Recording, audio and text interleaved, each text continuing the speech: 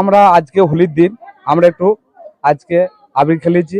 যাই হোক, হোলির দিনে একটু যাই হোক আমরা একটু মদ ভাত খেয়েছি।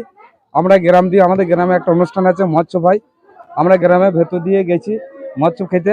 আমাদের মধ্যে একজন যাই হোক জয় শ্রীরাম বলেছে, ওখান থেকে একজন আমাদের গ্রামে কাজল বড়িগে বলে নাম, সেই তৃণমূলের যাই হোক গ্রামের সদস্য, ওখানে ও জয় শ্রীরাম বলাতে উনি এখন আমাদের কথাটাকে ও নিয়ে আমাদের ঘুরিয়ে মানে একটা অভিযোগ করে, এই তোরা এরকম কথা বললি কেন, জয় শ্রীরাম এই গ্রামে বলা চলবে না। যাই হোক আমাদের গ্রামে এখানে আমার যে ছেলেটা বলেছে সেই ছেলেটা বলে একটা মন্দিরে এসে মুসলিমে একটা যদি ফিতে কাটতে পারে, তাহলে আমি হিন্দু হয়ে জয় শ্রীরাম বলেছি, তাতে ক্ষতি কি হয়েছে?